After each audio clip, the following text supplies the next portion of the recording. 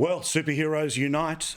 Outsiders unite. We've had Rita, so let's get the blokes, of course. Co-host of The Outsiders, none other than James Morrow of the Daily Telegraph and the great Rowan Dean. One and all, lads, hello. This is fantastic. We could midweek Outsiders. Great. Hey! Hello. We don't give any ideas. Coming up with Rita's reality check. I love it. I love it. It's very good.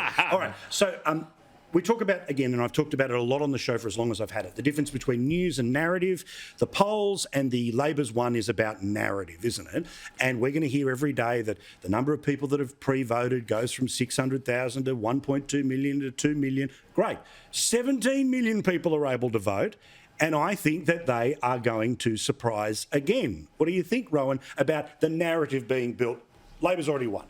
Yeah, and that's rubbish. Obviously, it's been rubbish every time. I agree with you. I thought Ray Hadley was terrific in the things he said. I pretty much agreed with virtually everything he said there. I've said all along that there are going to be some weird surprises that are happening, and the reason being is we don't take into account the emotional turmoil that COVID caused for so many people's lives. Yeah. And that is not something that a pollster can tick off and all the rest.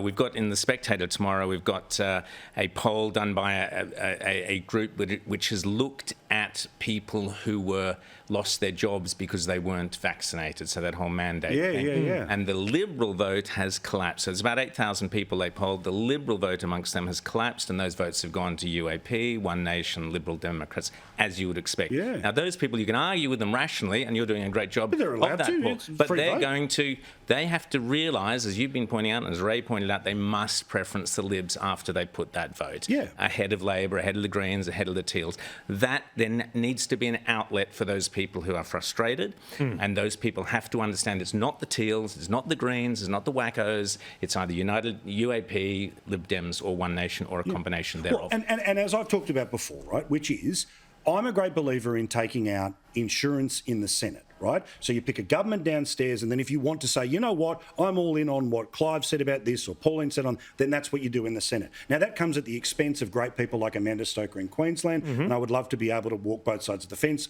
I think she's a future leader of the party and a Prime Minister, right? So I'm all in on her. But that's what I think has to happen. But again, you see this narrative build, you know how that gallery works, and they thought the same in 19, but the margins were a bit tighter. And now they think the margins are wider, so they are more secure in this thing is over.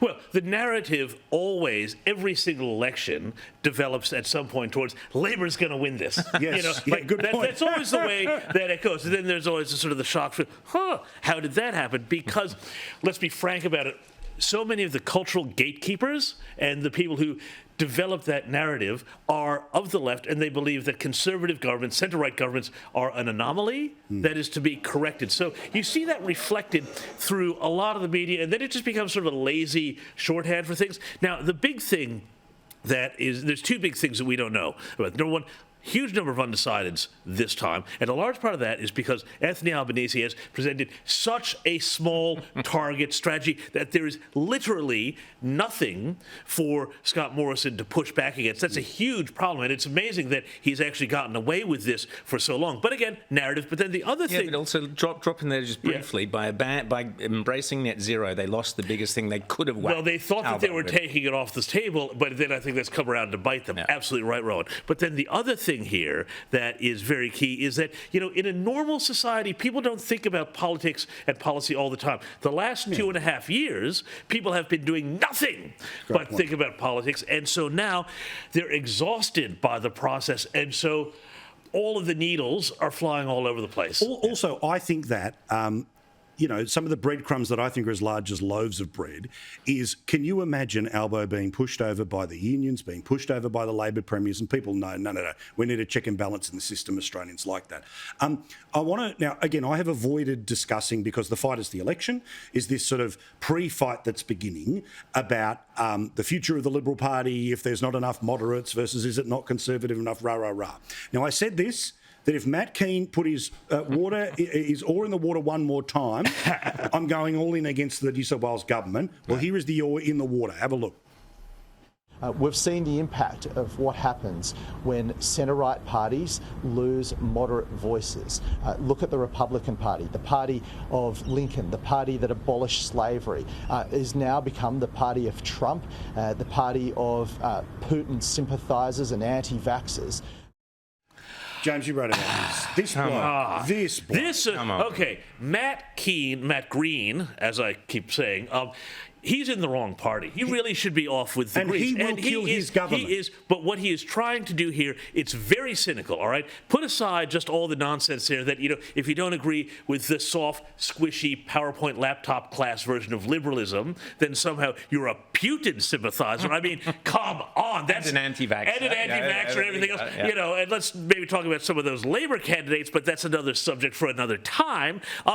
What he is doing, it's very cynical. Him and a lot of the other moderates here are trying to pull down the Morrison government because they think that it will improve Dom Perrottet, the New South Wales government's chances in the 2023 election. It is absolutely disgraceful. And what he was saying there was, I don't want these candidates in North Sydney, Wentworth, all these places to win because it'd be good for the Liberal Party. No, he's saying, I want them to win because otherwise I'm out here with nobody else in my faction. Correct. And that's a big problem. He does not care about what he wants is the Morrison government to lose, but some of these candidates, Trent Zimmerman, all of these guys, to get over the line against the Well, he was fine when it was Tony Abbott being taken off the table, but when it's Trent Zimmerman or when it's anyone else. Because the key thing here is this fight. Yeah. It's avoiding the natural movement of the coalition to the Western suburbs. But it goes further than that, James, because just briefly, what he said there about the party of anti-slavery that turned into Trump.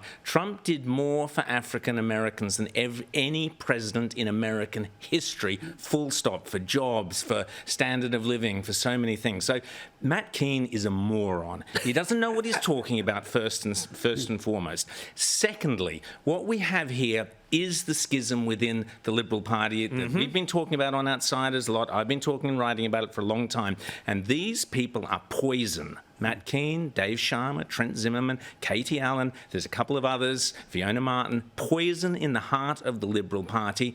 They're not the ones that won the 2019 election. Correct. It was the quiet Australians who bought into the idea that Scott Morrison offered then. Now, these people have put the poison in the heart of the Liberal Party. If the Liberal Party loses this election, it is down to them. Make no mistake. Make no mistake. And this is why the Liberal Party has to have this fight. And if the Liberal Party is not prepared to have the fight, the punters, the electorate, will have that fight for them because they're going to get rid of these characters and install a Liberal Party that has proper conservative values going right back to Menzies. Lads, I could talk all night, but I think we all agree when Megyn Kelly is waiting, we don't wait.